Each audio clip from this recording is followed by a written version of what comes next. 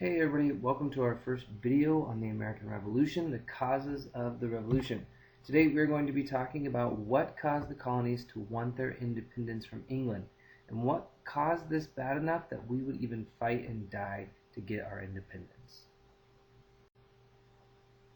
Let's start with where we left off yesterday. By 1732, all the 13 colonies had been established. And the relationship between the 13 colonies and England was pretty good. And do not forget that the colonists were citizens of England. They were used to listening to the king and doing the things the way the English people would do or that England would do them. But the 13 colonies were not alone. You had France as a next door neighbor who claimed a lot of the land and who did a lot of fur trapping in the forest and a lot of trading with the fur. And you also had Spain to the south, and they had claimed most of South America. So remember, even though the colonies were there, they weren't alone. You had France to the left and Spain to the south. Now the only thing really separating the colonies and the French were the Appalachian Mountains. They made for a nice barrier between the two countries, kind of like a fence. But as they say, the grass is always greener on the other side. And the colonists really wanted to go settle in this land called the Ohio River Valley, or the Ohio River Basin. But sadly, it was owned by France. The Ohio River Valley was definitely beautiful land, with big rivers and great soil for farming. So some colonists, they started moving over there to the Ohio River Valley. They started crossing the Appalachian Mountains and going to the Ohio River Valley. The only problem was it was claimed by France, and it was claimed by Native American tribes. And those two, France and the Native Americans, had really good relationships with each other. So, war started. And we get the French and Indian War, to be exact, or what could be called as the 7 Years' War. Now, in the French and Indian War, the allies in the war were the French and the Indians versus or against England and the colonies. Now, just so you know, this is actually where George Washington really gets his start to become famous, as he's fighting against the French and the Indians as a commander in England's army. So, they start fighting, and after 7 years of fighting, England wins, and the colonies win, and the French are kicked out of their land. The Native Americans, they get to stay, but the French, they were gone. Now, this is great for England, because with France being kicked out, they double the size of their land. The colonies were from the Atlantic Ocean to the Appalachian Mountains.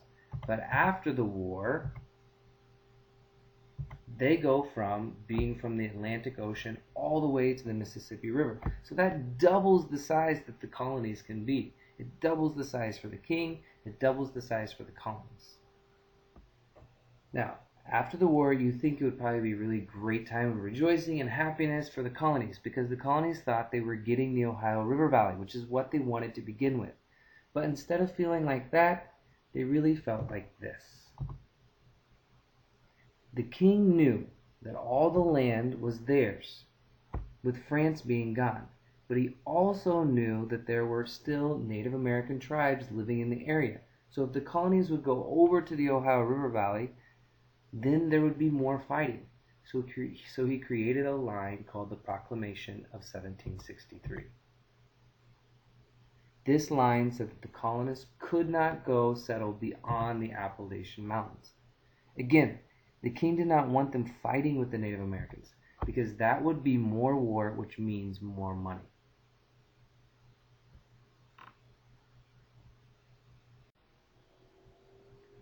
Stop, don't go any farther. Stop the video and answer question number 1 on your activity page.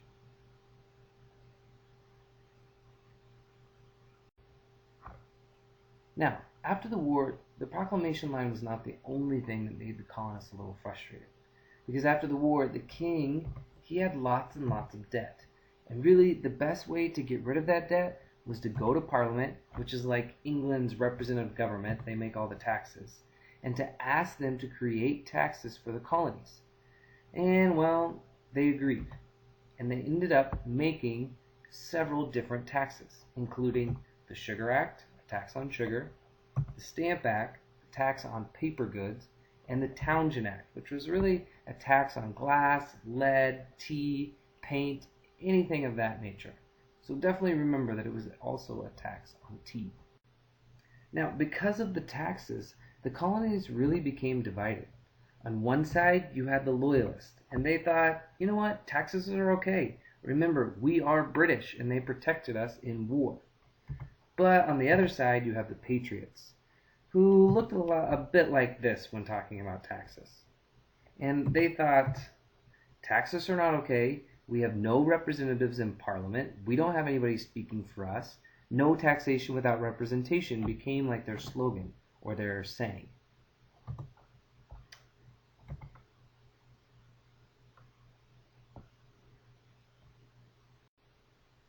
Stop the video and please answer question number 2 on your activity page. Thanks.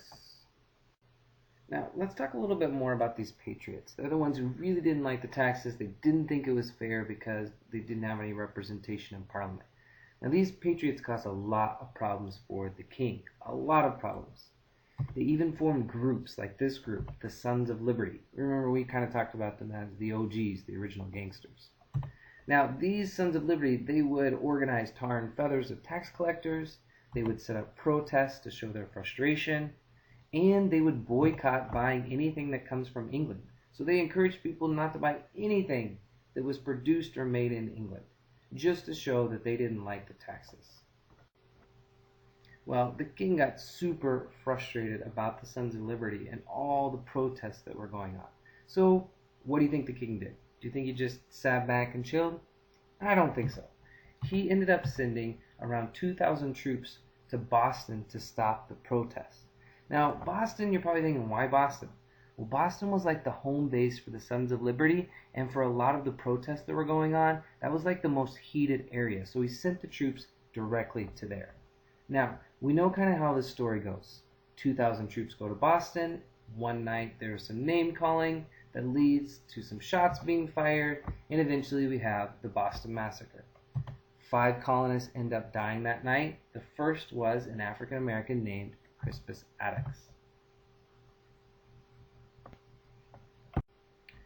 Now, the Boston Massacre really made the colonists kind of go from this type of emotion, from being frustrated with taxes and annoyed by the king, to really being kind of this way. They were pretty upset. And when Paul Revere, when he etched that picture that you just saw that was printed all through the colony's newspapers, he called it a bloody massacre. Not just the Boston Massacre, but a bloody massacre. So all these colonists started being patriots, started being frustrated, and really were angry with the king and his taxes and his army. Now, of course, the king, he went from feeling good about everything and in control and having cool clothes to feeling pretty worried and pretty embarrassed. So let's see what he did. Now, in order to try to make up for the Boston Massacre, okay, he knew that people were starting to get more mad. He knew that there was that picture going around that was making everybody mad at England and mad at the army. So to try to make things better, the king cancels all the taxes except for the tax on tea. But our friends, the Sons of Liberty, didn't really think that was good enough, didn't really think he was doing enough to make them happy. So in protest, they thought, let's go onto a boat, let's throw $5 million worth of tea into the ocean and destroy it all. This was all tea from England that England was going to make money on. This event becomes known as the Boston Tea Party. Now, after the Boston Tea Party, the king stopped messing around. He was enraged, and as a payback, he created something called the Intolerable Acts. Now, in the Intolerable Acts, he did several different things. Number 1, the port of Boston was closed until the colonists paid for the destroyed tea. So until people in Boston gave up $5 million to the king, he was going to block their ports so they couldn't trade out and they couldn't bring trade in, which means Boston people couldn't make any money. That was their main source of money. Number 2, the royal governor, or the person who was put in charge of Boston, could ban town meetings. That means that the king was really stopping all self-government, saying you can't govern yourselves anymore, I'm taking control. Number 3, if there was a British official or somebody of the British Army who was accused of a crime in the colonies, they would go back to England to have trial, which means they would probably get off for it and probably wouldn't even get tried with any type of crime or get charged with any type of crime. Number 4, a new quartering act was passed, and this allowed British troops to be quartered or have to stay in colonist buildings and homes. They had no choice. Colonists couldn't say, nope, sorry, you can't stay there. They were forced to make them stay there or they would be arrested. Okay, stop the video here and answer question number 3. Now at this point, everyone in the colonies is starting to feel the tension growing. And the colonies in England are really, really close to war. So the colonies decide to get together for a meeting called the First Continental Congress to decide what to do about the intolerable acts from the king and how to move forward. How do we get over this? So they decide 2 things. Number 1, they decide to send a letter to the king. This letter would tell the king their grievances, which means their problems with the king, and what they wanted him to change. And if the king would listen, then they promised that everything would be peaceful again and everything would go back to normal. This was called the Olive Branch Petition. The second decision they made was, just in case things went bad, they started to create colonial militias. Now, if you remember, a militia is a really small army.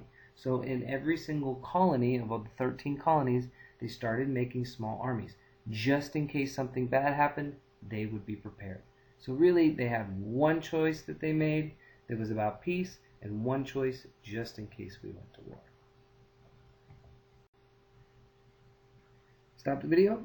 Go ahead and answer number 4 on your activity page. Last one.